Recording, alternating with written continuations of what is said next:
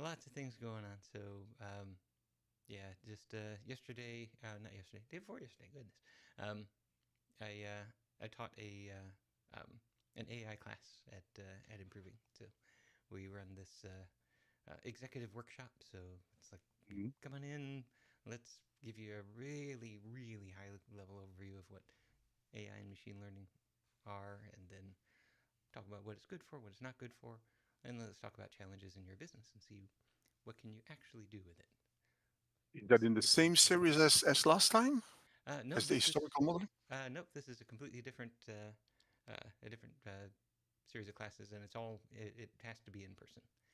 Um, Oh, these are yeah yeah these are interactive that that sessions with that would have interested me about AI. yeah Uh, but okay, yeah. Well, that's we can let's. still yeah the two of us we can chat. In fact, we can probably use Mm, one of these sessions to yeah not go over that specific content, but at least talk about mm, um, talk through the hype to the actual capabilities, and then yeah, see what but we can do.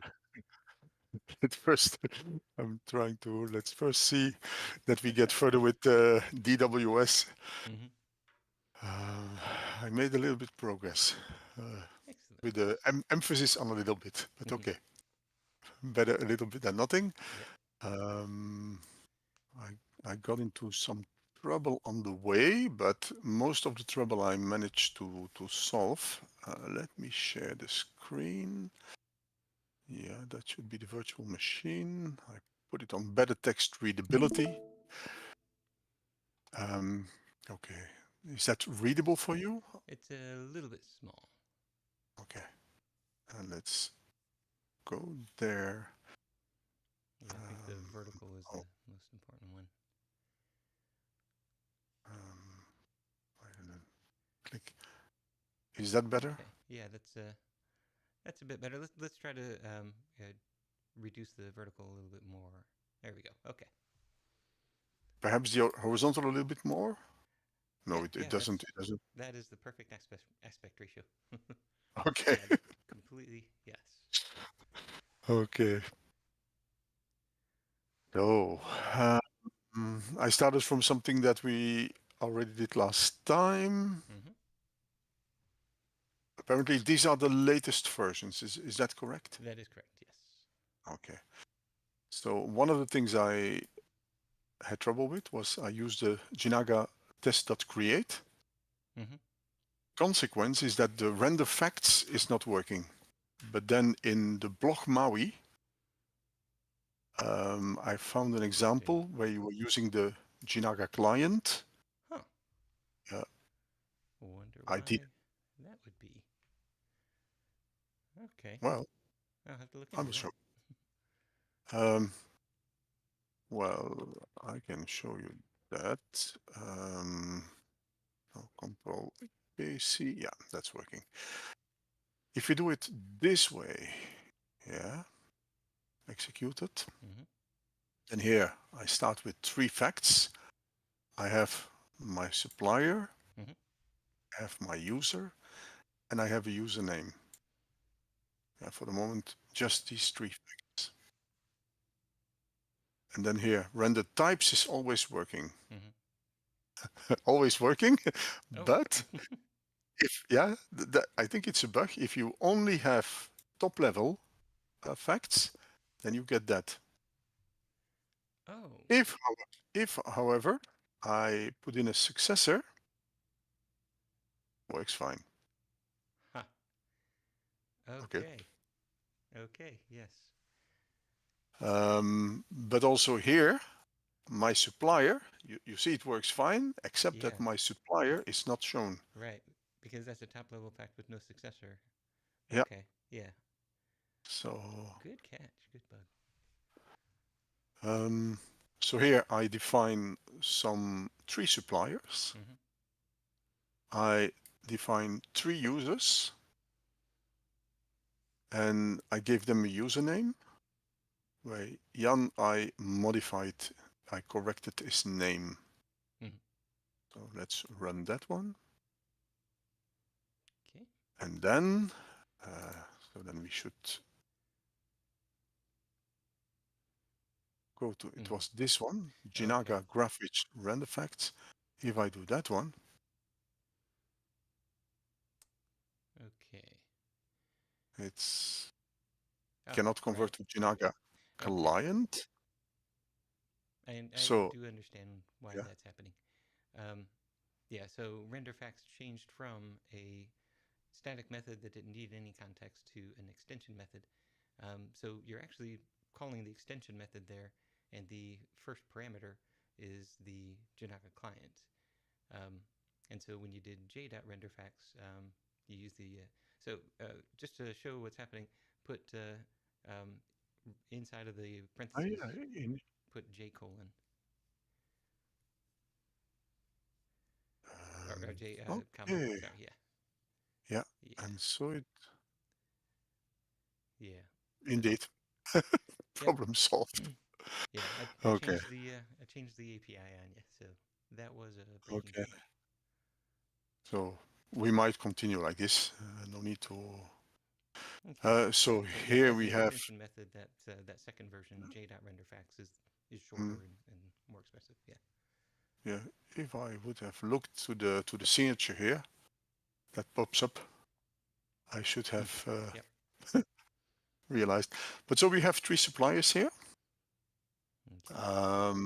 Then we defined effect type worker. Mm-hmm. Yeah, this one does run. So now we have user, supplier, and worker. Mm-hmm. I defined uh, worker Jan for supplier 1, worker Jan for supplier 2, Michael for supplier 1 and 3, and Luc for supplier 1. Mm-hmm. So let's run that. Okay, then this one, yeah, we have to change that again. That was, because if we go back to the old system, I adapted Yeah. But everything that to one, the, that variation should work. What you just had, it should. In fact, that is the preferred way. Just j.renderFacts. okay, right, just add Yeah. here. And then we don't need the first parameter. We don't need the Right. J, If we do the j dot, then since it's an extension method, it's taking the thing before the dot and making it the first parameter. then So why? that should Because, switch it.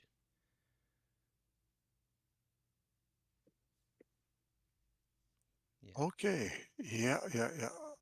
So we have we have both options. Yep. Only because before I used what was it? Um, Jinaga.graphics. There I need to add the J. Yeah. And here it's an extension method, so automatically has that parameter. Mm-hmm. Yeah. And So what's here we changed is now it needs the context. It needs the Jinaga client in order um, to compute and cache the hashes.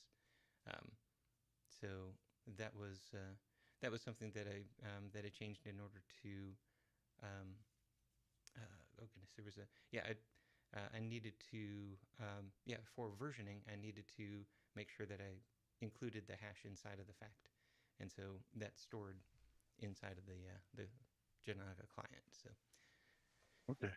yeah, because of that change, we Mm, had to change it to an extension method mhm, on J. okay. So here we see we have user Jan, which is a worker for two suppliers, supplier 2, supplier 1. Mm-hmm. We have user Michael, which is a worker for supplier 1 and for supplier 3. And we have user Luc, which has a worker for supplier 1. Okay. Mm-hmm. Um, then that's another one that's not working. The version that is working is this one. So if I say I want all Mm. workers for a particular supplier, because remember the screen, the queries I'm trying to make is for that screen where you make a new task. Mm-hmm. So you had to define the task, which we haven't defined yet, but you have to select a worker to Right. who you assign the task. So we need a combo box there with all the workers in the company. Right. And what you want to So display in the combo box would be their names. yeah, Yeah. so Not public we keys co- or we anything. co- we come to that. So Uh-huh. the Yeah. first thing is all the workers for the supplier for a particular supplier. So if I do it this way, Mm-hmm. that's my descriptive string. Yeah. But if I do it in one go, Uh-huh. then he tells me, give the fact a label first. Right. Why is that? Yeah. If I if I just don't put user, I do select worker, Mm-hmm. then it Then it is works. fine. Yeah. Yeah. But I want to go up. I want to have a user.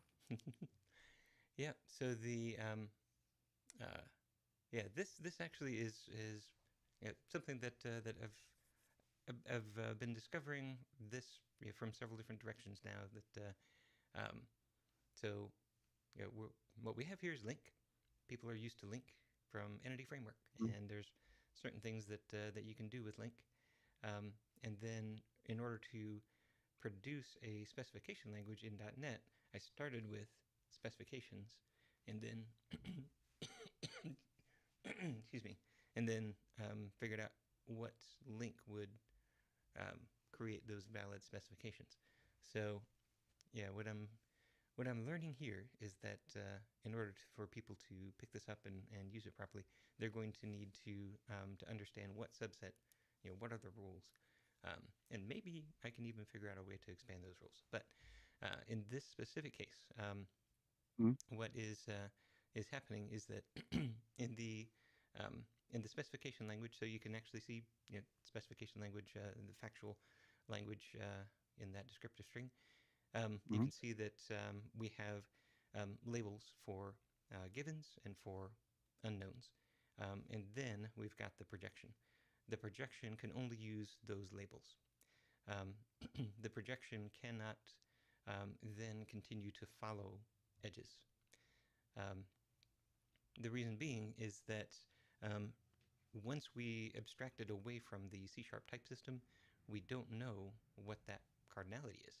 We don't know that a worker has to have a user as a predecessor, and we don't know what that type is. Um, you can see the types are Mm-hmm. embedded within the factual specification, uh, because that's the only information that you get when you receive a factual specification. You don't know the the model's type, um, Mm-hmm. and you can't because of versioning. So you can't just like with a relational database. You say, okay, here's a set of tables, and each table, these are Mm-hmm. the columns. You've got types, and you embed that type information in in the relational database, um, which means that when you version, you change types, and therefore you have to change the rows. You have to change the objects that in order for them to conform to those new types. Can't change these facts. So uh, so eliminate that type uh, information. So it has to be in the specification. Um, Okay. so when you try to do worker.user, you're trying to follow another edge inside of the projection, and um, and I didn't want to make an assumption. So the um, the tuple that you get, the set of facts that match those labels, um, that creates, all of the facts in that tuple have to simultaneously satisfy all of the constraints. So it's like an inner join. So you've joined to this table, this table, this table, and put a whole bunch of things in your on clauses and in your where clause, and every one of those constraints has to be met by every result that it produces. And so it's, if in a SQL query, each one of those results is a tuple of those inner joined tables. So So one assumption that I could make is that um, if there is a user associated with the worker, then I include it in the tuple. But if there's not, then the tuple, then I don't include that tuple at all because there's no user to satisfy it. And that would be equivalent to what you've done in your rewrite there. So go ahead and scroll down and let's look at the factual for the one that's working. So so you've added the user unknown. So you've added a label. So that means that if the model changed, and Mm-hmm. in the past workers didn't have to have Yes. users, but now they do, then those facts that you recorded in the past would no longer appear in this result. And that was the decision that you explicitly made by adding that from clause. You added another inner join.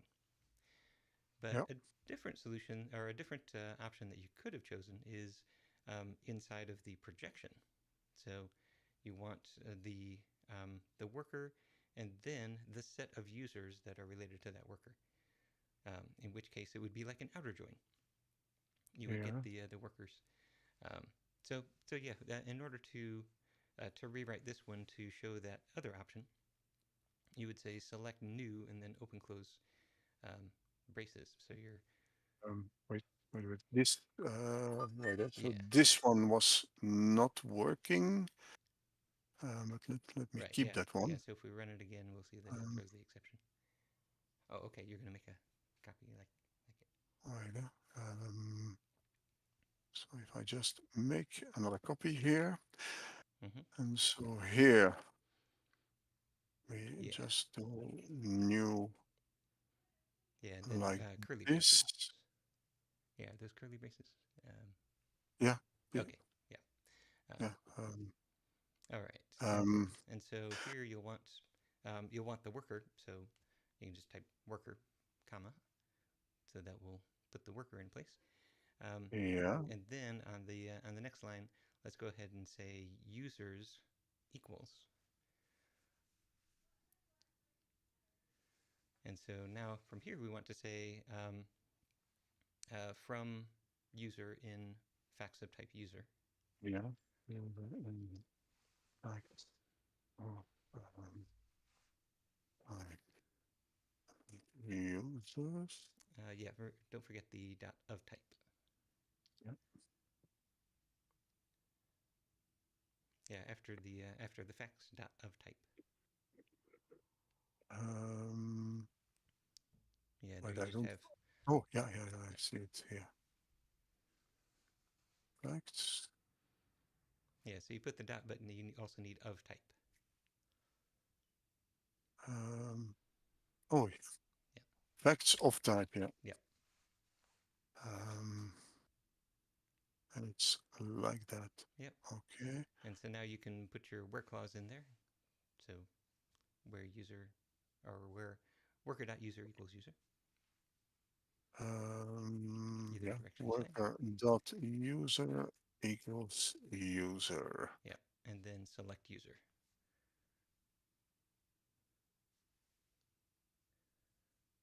Mm, now like this, Yeah. it. Why is it complaining here? Oh yeah, singular user. So Okay. if I So yeah, run if we run this, that, and now it works. yeah, but notice the difference that it just made is now the users or actually the user label that's inside of that user's yeah, projection. That user label is in the projection of the whole specification. So that means you're going to get all the workers related to that supplier, whether they have Yeah. users or not. And then for each one, you're going to get the users. So there, if the worker doesn't have a user, like it was Mhm. saved in a previous version, then that collection would be empty. But this also allows for multiple users. So if you have a version of the model that has a collection rather than a single predecessor, then you get those results back. So these are the two valid interpretations that I could make. Is it an inner join or is it an outer join, essentially? Um, Okay. and so I didn't want to just assume one or the other, because actually neither one is going to give you the behavior that you expect to get. You would probably expect, as a C# programmer, to get a null if there was no user. Okay. So if we will do the where my users were, um, for example, for new user Karen.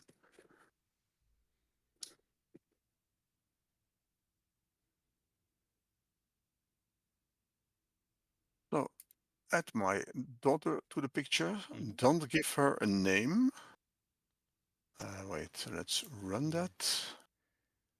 So if I render the facts, yeah, these are just the suppliers, doesn't Mm-hmm. change anything. I have my fact worker, that is still okay. And here, let's add Karen to supplier one, Mm-hmm. user Karen. So we run that one. Let's assume that that works. So now if I would run no, this one was not Yeah, that's working, the eh? one that'll throw an exception. Yeah. So if we run this one, and then we go to the query here, so all workers for supplier Mm-hmm. one, it gives me 4 workers. Yeah. Yeah. So you do have a worker for Karen. So you see Yeah, that's the third. yeah. So If yeah. if I would run, which one is it? That was the one who didn't work. If I run this version, Yeah, and you would still see the four. and I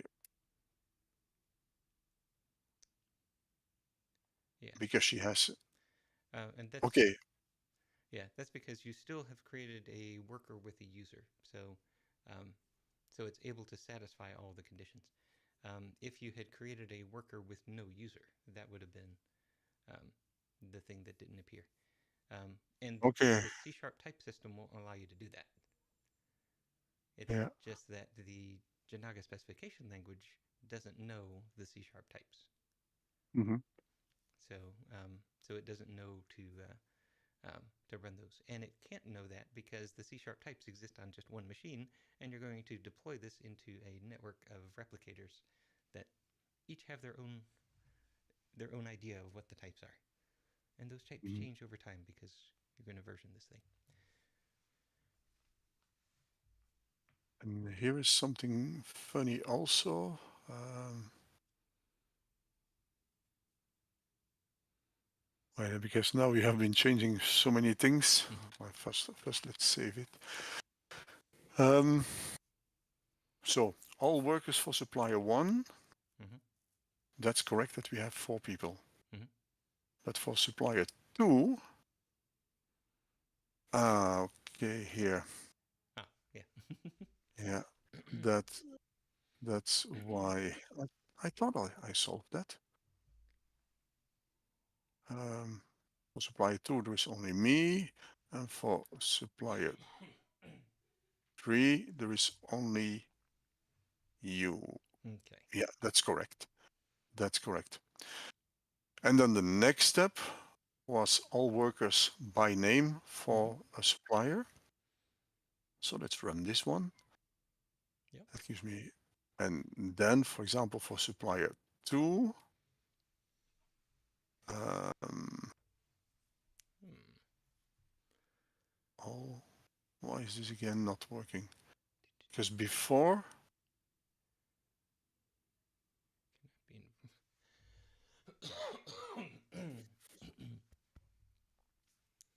what um. did we, Hmm. what did we change? Because here we got the same problem that it doesn't, that it just gives a fact without predecessor, and so we couldn't display it. Okay. But now it gives an error. Yeah. Yeah. I can tell you why it that that first one was a problem. But that's not what we're seeing on the screen. So what we're seeing here, I think, is um, I think this is a notebooks issue that we've been changing the definition of of all worker Clear names output. for supplier. Hmm. So we've been changing not just its value but also its definition. So each one of those code Oh, blocks had yeah. var, and so The same. yeah. Wait, so it. So yeah, if we restart the Yeah. oh, you did, I just okay. restarted, but that didn't help because we still have all of them. Yeah, so you have to So pick which one you if want. Yeah. um, let's take that one, this one out. So that should be okay, I guess. Clear outputs, run all.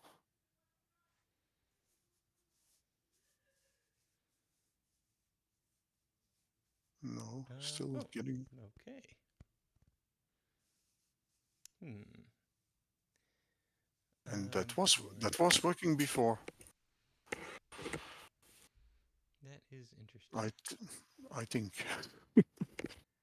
Wait, let's. No, where was that? Here. So if we now we take out this one. Okay, see.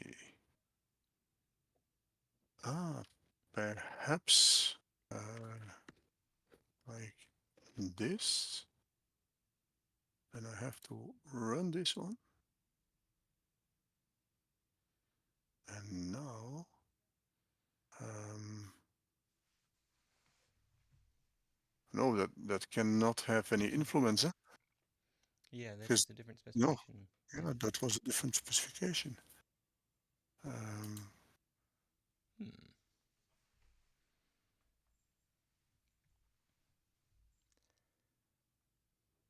and then, okay, workers for supplier 1, 2.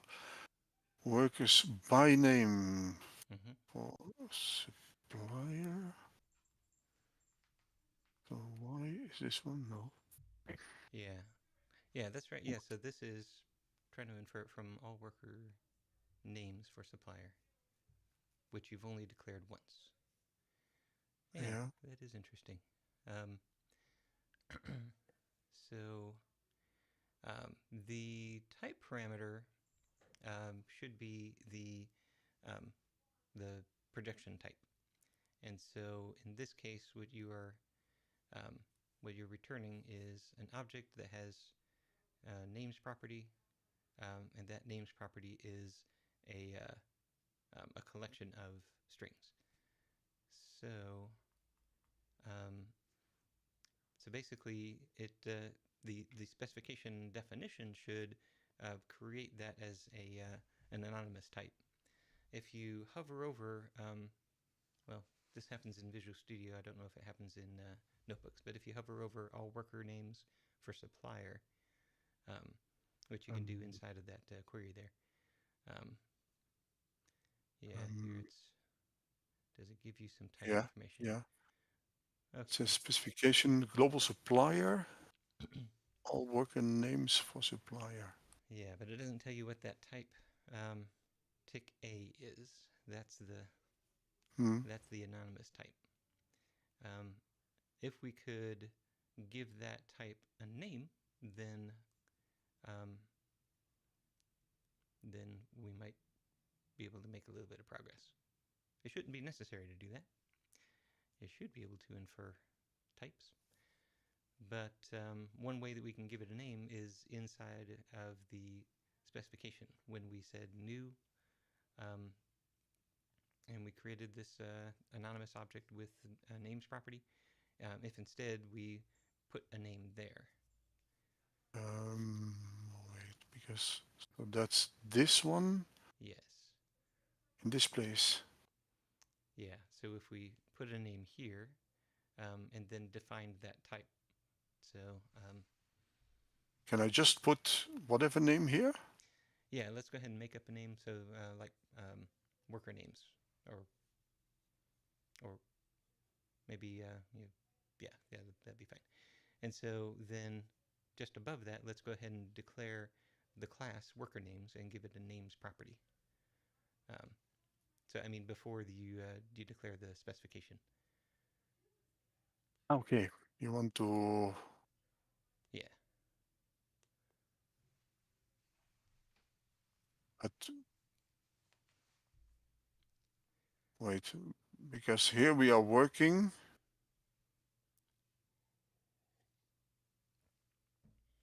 Yeah, the code we are typing here is what? I was thinking JavaScript, but no, it's not JavaScript. Right. Yeah. This is all No, C sharp this is latent type inference. Yeah. yeah. It's confusing me. Um, so help me out. Yeah. What am I supposed to do here? Yeah. So if you type class worker names, Just yeah. yeah, just go Okay. ahead. Class. Lowercase c. So let's yeah, we're defining a new class. So the Okay. lowercase c there means on class. Yeah. Yes, and the worker name is with a Yeah. big Mm-hmm. names Yep. And then let's do some brackets. So in here we want with a nothing in. we do want something inside. In fact, you can see if you hover over that red squiggly that just appeared around names, it's going to give you a little bit of help there. So it does Okay. not contain a definition of names. Let's go ahead and add it. So we'll do a public, um, and I think the type that we are looking for would be iQueryable.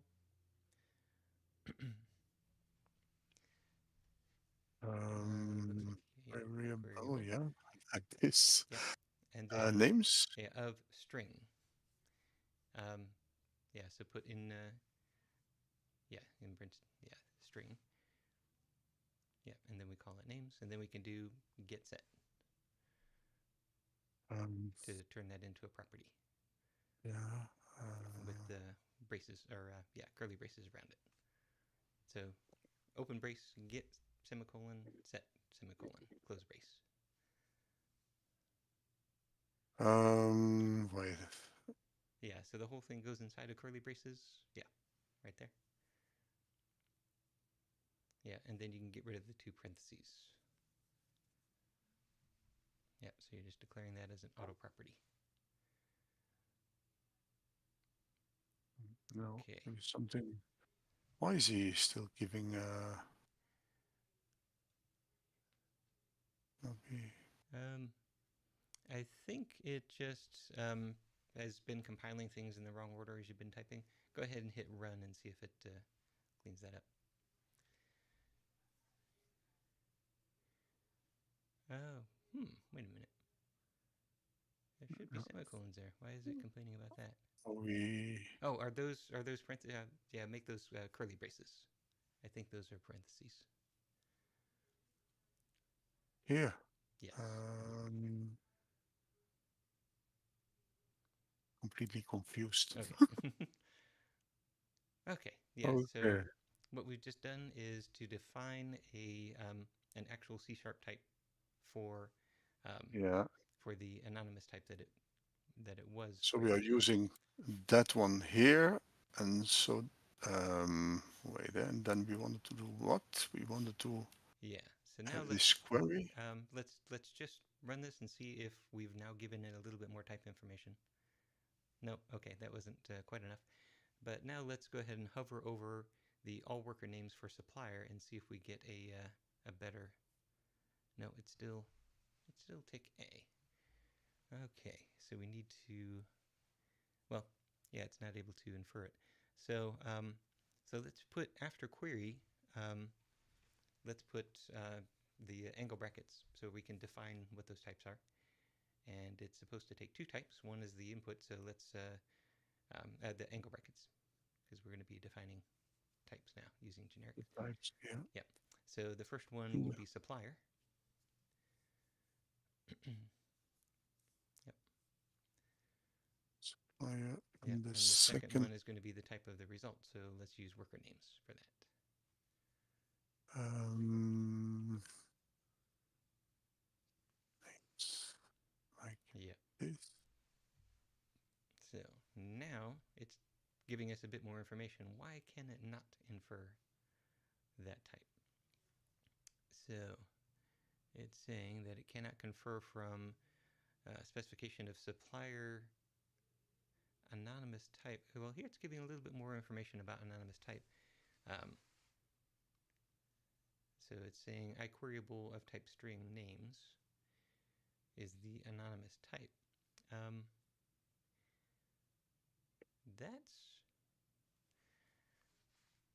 that is very strange. It shouldn't be pulling out just the type of the names property. It should be pulling out the entire uh, thing. Okay, let's do one more thing to see if we can kind of force this into the right shape. So let's go back up to worker names, and let's add another property to it. This class, eh? Yes, yeah. So let's add public worker, um, worker. So capital W worker because we're talking about the type. Yeah. Yep, and Worker. then now here lowercase worker because that's the name, and we'll do the same get set.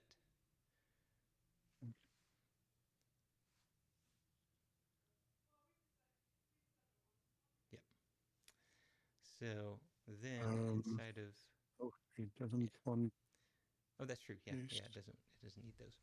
Um, But he is still complaining. it does need one after the set inside of the, Yeah. but not outside. Inside of the braces. Okay, it's Yeah. that guy forgot it. Yeah. Yeah. Okay. Okay. So now that So we've now identified that run this property, one. it's going to say, well, I can't create worker names without. Well, actually, it's not a required property. Yeah.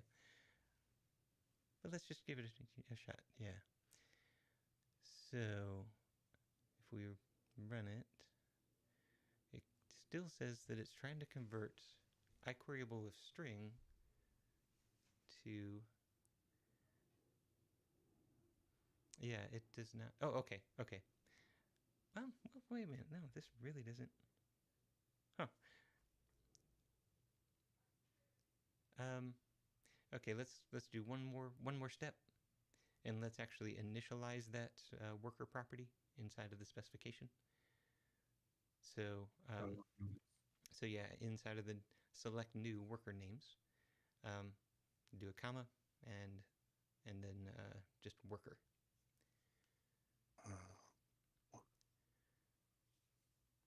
Yeah, so that and is going if to initialize the worker property to okay. the worker um, variable there. No, it needs something here apparently. Uh, okay, I might be I might be making the JavaScript. No, you can do that in C#. Well, so let's just change it to worker equals worker Um, because that's what we're trying to get it to do implicitly. Let's just be explicit. Okay. All right. Now it should be able to tell that that is a specific. Oh wow, it is really not picking up. Hmm. Um. So would you mind doing a restart? I, save yeah, hit everything the. first. Yeah, and now let's run all again.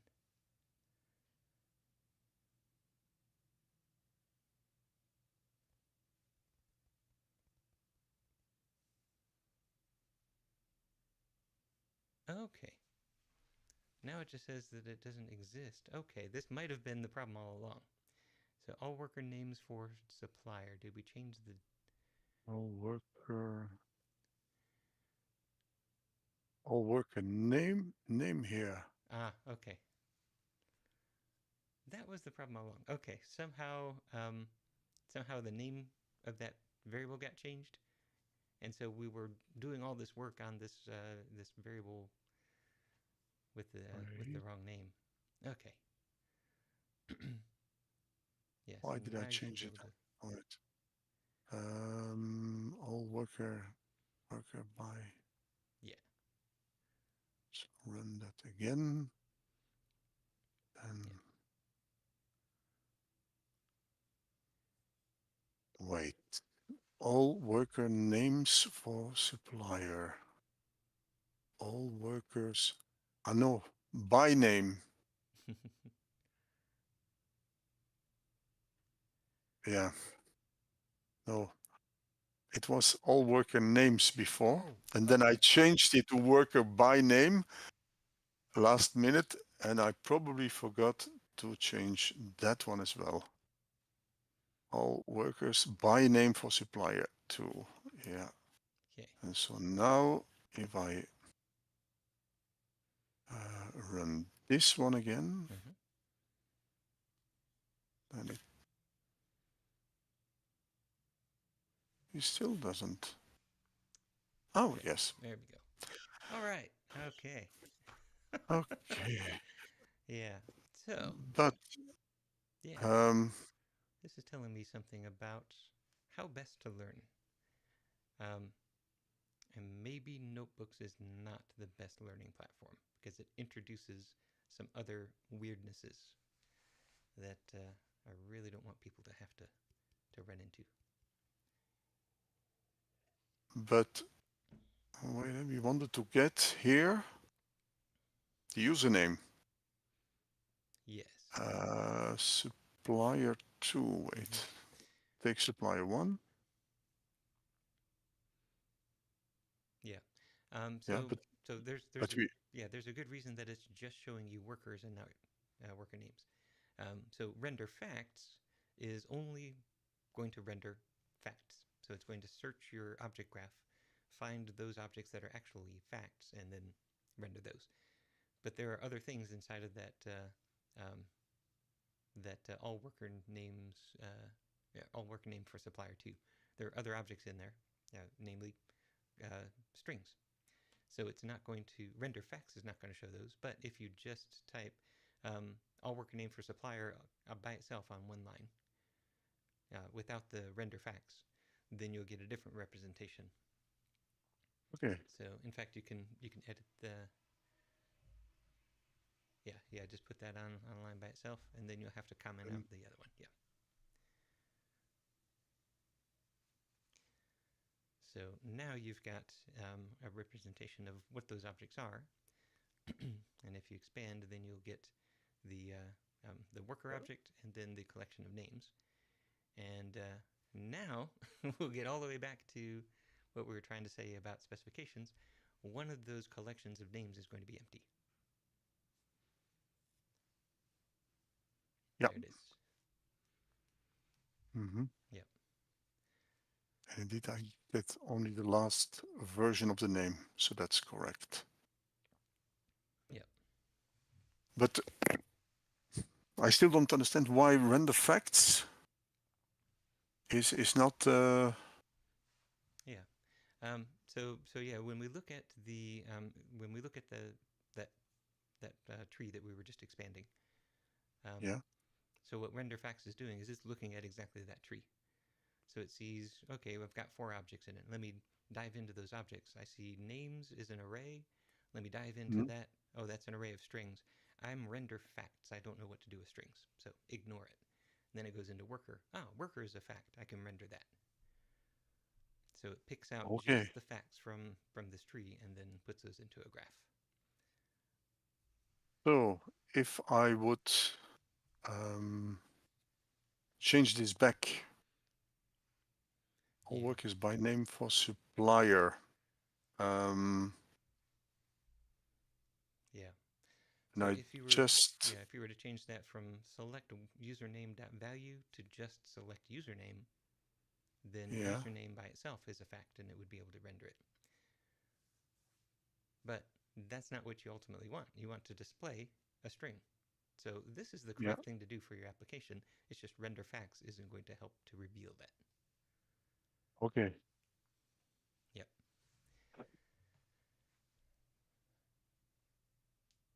All right. So finally, we have the names of um, of the technicians, of the workers that belong to that company, supplier one, and that we have to show in the combo box. Mm-hmm. Um, that's for the moment all I have. So the next step is assign tasks to them. But that's following a little bit the same procedure. Mm-hmm. Probably a new set of problems. Yeah. Yeah. Um, um, assign tasks to them, assign tools to them. Um, yeah, I didn't show you the. Yeah, so if we go back to the other, I change window. So Mm-hmm. this was the modified graph. So last time we said we are going to put user back in the top level, Mm-hmm. and make a worker that depends on the supplier. Reason being that a user can work for multiple companies. Mm-hmm. Yes. Yeah. Um, there was one more thing you before ended when was, yeah, it was like this, Mm-hmm. but you suggested to put it as a field in unit of work started. Hmm. Um, was it? Let's see. Uh, Um, no, because yeah, that no. wouldn't make sense because the unit of work starts before you know when it's going to end. So Yeah, yeah, yeah. yeah, and then ended when Um, would have to be no, after. perhaps Yeah, I'm confusing something. Let me go yeah. back to the model.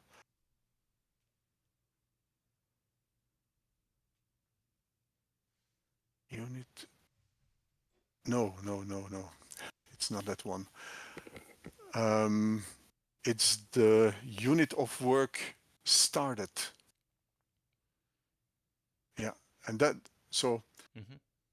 initially we had unit of work started, which had a property uh, started when, Oh, just okay, like ended when. okay, got it. Yeah, Yeah, and then yes, I and recommended moving that up into unit of work started. yeah, Yes.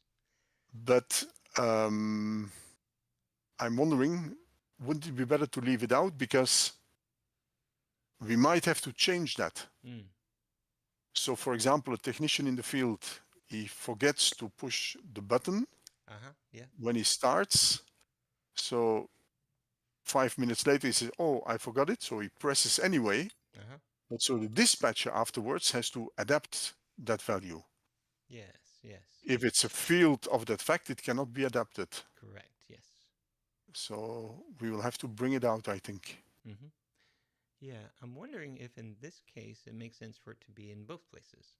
Um, here's what I'm thinking: the um, if the if the worker pushes the button at the right time, then um, then you would know that time at the time that you create that unit of work started. Um, if they push it later, then it's the dispatcher that has to update that time. So you don't. What I'm hearing is you don't want the worker to be able to update the start time. Correct. Because he's working outside. He has no Mm-hmm. time.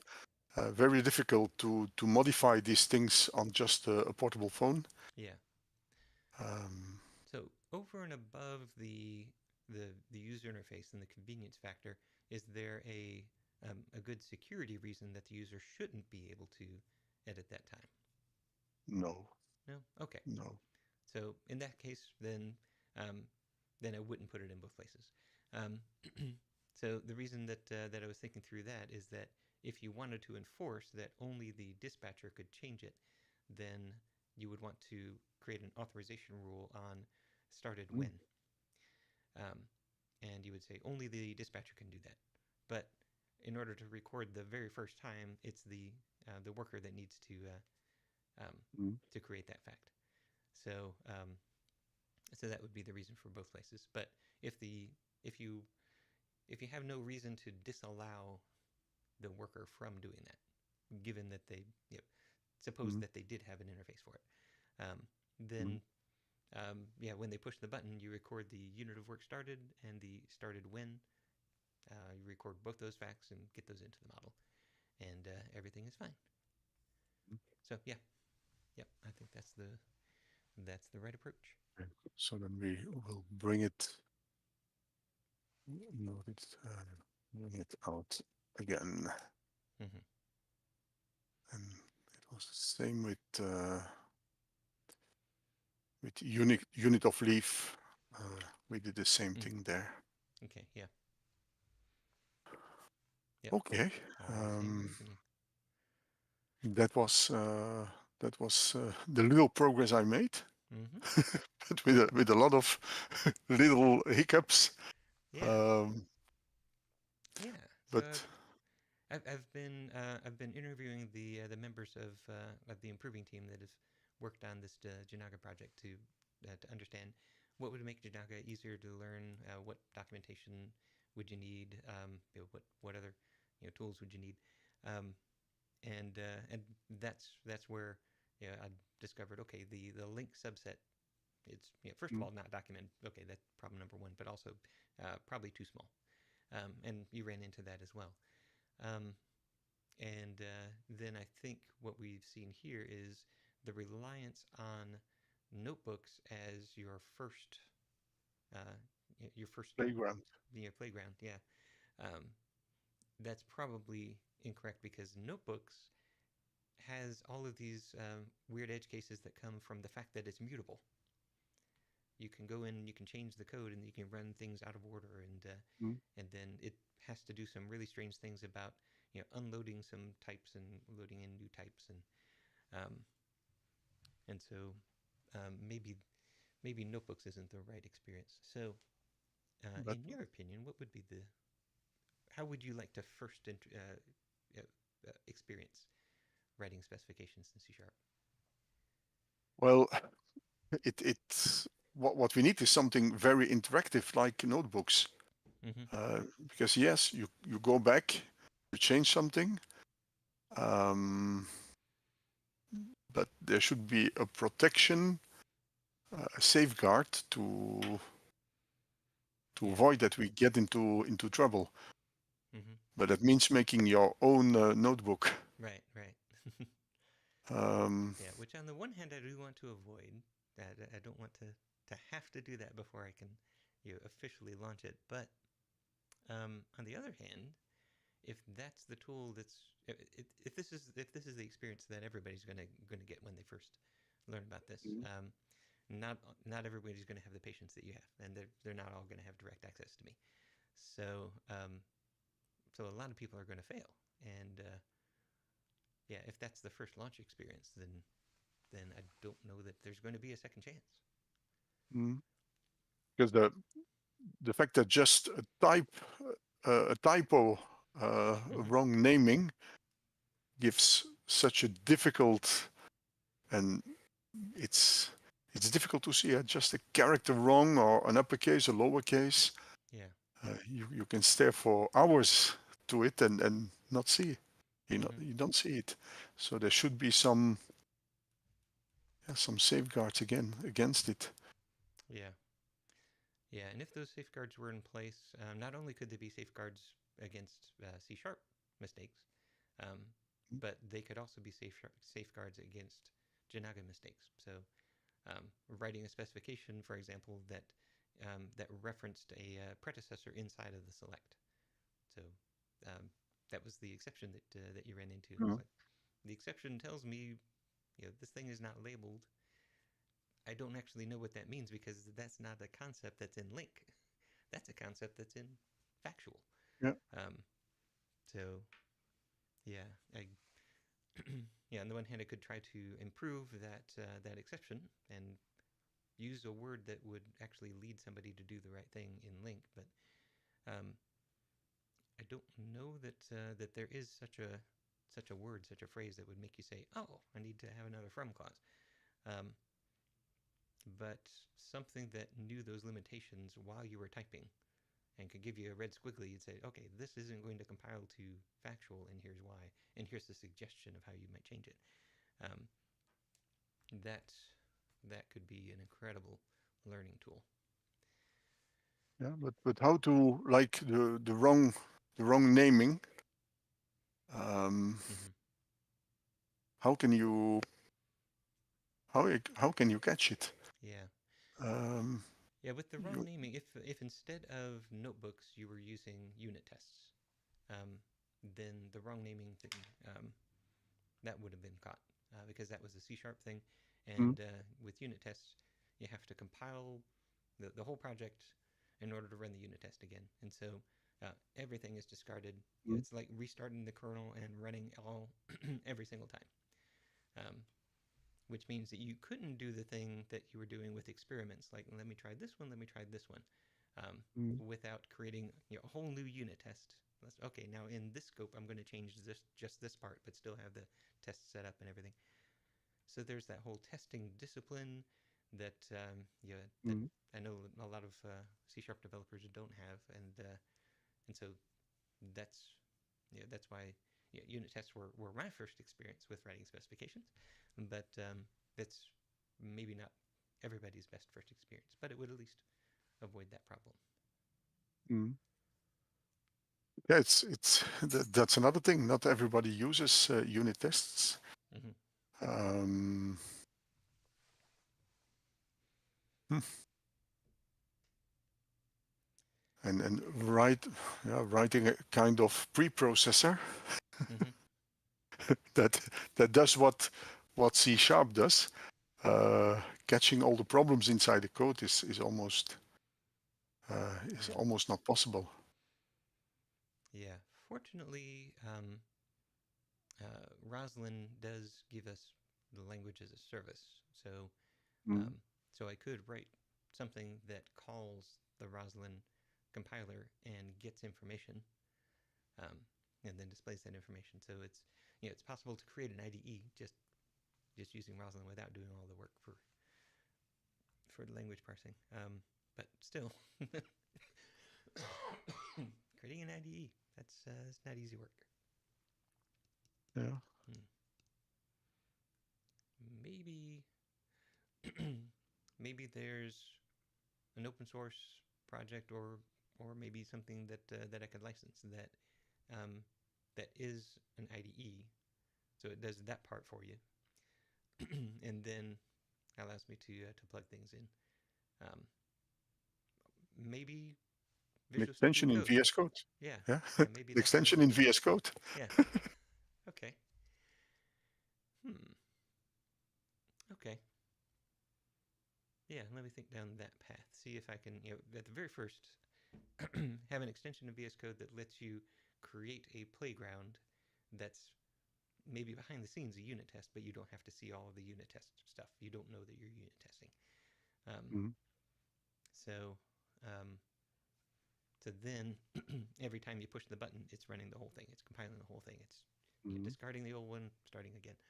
Um, to start there and then see if it can do some further analysis and help you with the LINQ syntax. That sounds achievable. mm. It's funny that your colleagues had exactly the same problems. Yeah. Yes, Yeah, they but did. Yeah. that's interesting feedback. Yep. Okay. Yeah. Well, we the, got te- some thinking to do on the technology exists now, that. Uh huh. but the user friendliness is the next step. Yep. Well, very good. Yeah, thank you so much Mm. for having the patience to walk through that with me because yeah, I learned quite a lot I think by seeing the patience comes from your side. that. But no, I'm gonna try to continue this for complete screens to have all the queries Hmm. and see where that gets us. Because I'm sure I will still run into other things as well, Hmm. and it will perhaps refresh a little bit my the queries and my understanding of how it works. Yep. Yep. Because it's the queries that's another thing. The query language is really something you have to do regularly. Hmm. Um, it's a little bit like Link. Hmm. If you don't do it for a while, you're not forgetting it, but um, and then what you said last time, having some real examples with all the possibilities, Yes. uh, that would be nice. So I've been looking into the block.maui example, Hmm. um, Yeah, and but that's pretty sparse at this point. There's not too yeah. many different patterns that you see there. So yeah. Now perhaps if we go through this, the the whole analysis for DWS, Hmm. that could be the example in the end. Yeah, yeah, could be. Yeah, if you yeah, Why if not? you want to publish it, I mean, you're already building it in the open. Yeah. I Yeah, mean, um, doesn't mean that the final source code, perhaps, that's to see, but the model, why not? yeah, yeah. Um, so then we have a documented application. Hmm. I like it. Mhm. All right. Good. Let's try that. I'm gonna save this first Mm-hmm. that we don't lose it. Okay. Oh, Well, we've begun. it's 16 hours again. Time flies if you if you're busy with something. Yes, yes, it does. Okay. We see each other next week. Yes, indeed. All right, All right. Michael. Thanks a lot and see you next week. Thank you so much. See you then.